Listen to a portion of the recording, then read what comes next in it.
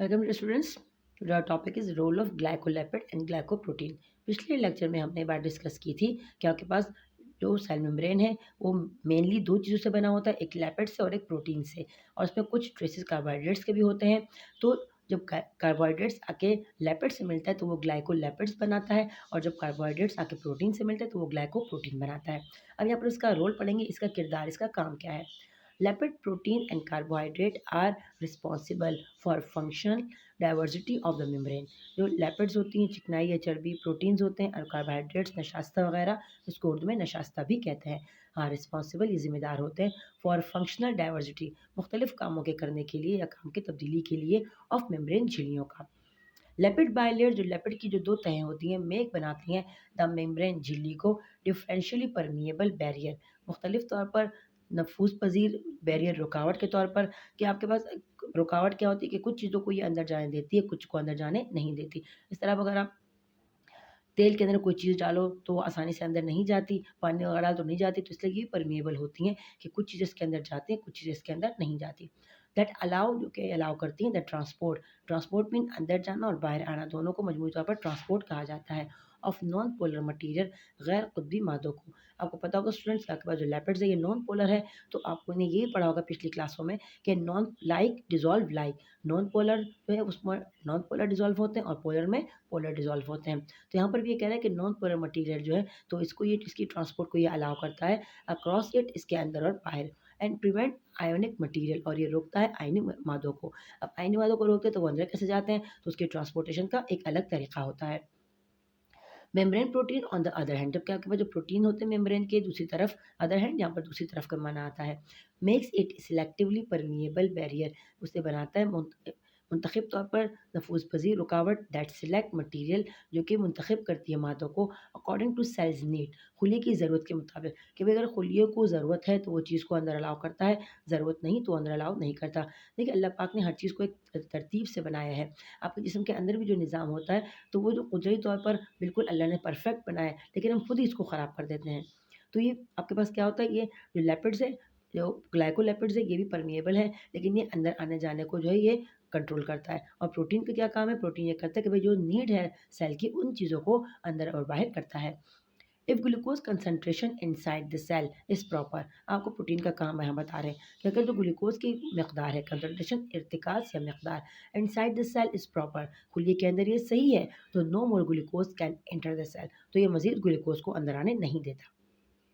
एक्सट्रांसिक protein function, या पिछले lecture में पढ़ चुके हैं कि एक्सट्रांसिक और इंट्रांसिक क्या होते हैं।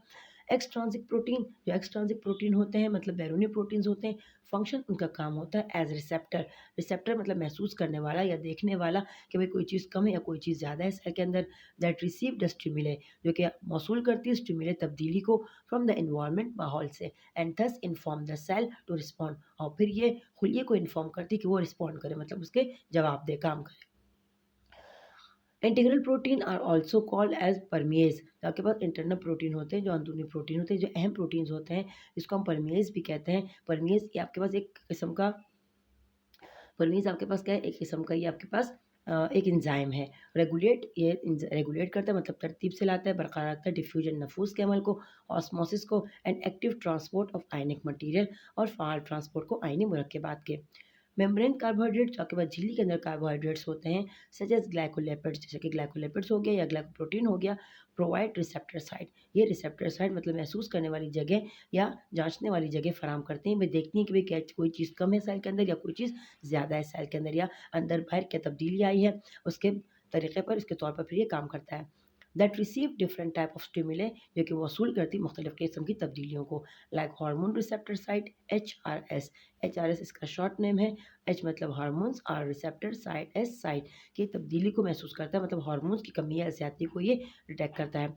रिसीव नर्व इम्पल्सेस, ये वसूल करता है बरक़ी रॉ को। रिकोगनाइशन ऑफ एंटीजन, ये एंटीजन की रिकॉग्निशन करता है। एंटीजन क्या होता है, आपके पास जो ब्लड के अंदर, तो आपके पास प्लस और माइनस में होते हैं, आपके पास जो हर एक अलग ब्लड ग्रुप होता है, जिसका ओ पॉजिटिव, ओ नेगेटिव, या ए पॉजिटिव और ए नेगेटिव, तो ये आपके पास जो नेगेटिव पॉजिटिव ही एंटीजन कहलाता है।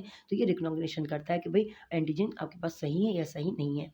एंड फूड मटेरियल और खुराक के मादों को दस इन्फॉर्म, और फिर ये इन्फॉर्म करता है द सेल फॉर रिस्पॉन्स, खुलिए को जवाब के लिए कि भाई अगर सही होता है तो वो उसको अंदर कर लेता है, अगर सही नहीं होता तो उसको वो अंदर नहीं करता। Membrane carbohydrates are also responsible for endocytosis. जो आपके पास मेम्ब्रेन के कार्बोहाइड्रेट्स है, इसकी जो जिम्मेदारी है एंडोसाइटोसिस की भी है। एंडोसाइटोसिस क्या आपके पास, तो ये फैगोसाइटोसिस भी है, eating of the cell, and pinocytosis, drinking of the cell. जब खुलिया अपनी तिब्बी मत पूरी कर लेता है तो खुलिया अपने आप खुद ही अपने आप को ख़त्म कर देता है, उसको हम सुसाइड भी कहते हैं सेल का। तो ये क्या करता है, एंडोसाइटोसिस का अमल करता है। मतलब फैगोसाइटोसिस, जब ये खुलिया खुद अपने आप को खाता है उसको फैगोसाइटोसिस कहते हैं, और जब ये पीता है तो पाइनोसाइटोसिस कहते हैं। Thus, glycolipids and glycoprotein act as cell surface marker, और के बाद जो ग्लाइकोलिपिड और ग्लाइकोप्रोटीन है ये अमल करते हैं खुलिये के मार्कर, मतलब उसके निशानज़दा या उसको तरतीब से करने वाले के तौर पर। तो उसमें आपने पढ़ा कि रोल क्या है ग्लाइकोलिपिड और ग्लाइकोप्रोटीन का, तो ये आपके पास जो है ये परमिएबल बैरियर है कि भाई हर चीज़ को अंदर और बाहर जाने नहीं देता। जिस चीज़ की ज़रूरत होती है उसको ये नीड के मुताबिक अंदर करता है सेल में, और जिसकी ज़रूरत नहीं होती उसको ये अंदर जाने नहीं देता। तो होप स्टूडेंट आपको आज का टॉपिक समझ में आ गया होगा। आपको यहाँ पर तस्वीर में फ्लीक मसल मॉडल में दिखाया गया है। आपको पिंक जो नज़र आ रहा है स्टूडेंट्स, तो ये आपके पास बाइलेयर है प्रोटीन की, सॉरी लिपिड्स की, और जो अंदर आपको दिखाया गया ये सारा आपके पास क्या है, आपके पास ये प्रोटीन्स है। आपको यहाँ पर तस्वीर में इंट्रांसिक भी दिखाया गया है और एक्सट्रांसिक भी आपको यहाँ पर प्रोटीन्स दिखाए गए। होप आपको तस्वीर में नज़र आ रहे होंगे। अगर कोई बात आपको समझ में ना आए हो स्टूडेंट तो कमेंट करके पूछ सकते हैं। अपना बहुत सारा ख्याल रखिएगा। टेक केयर, अल्लाह हाफिज़।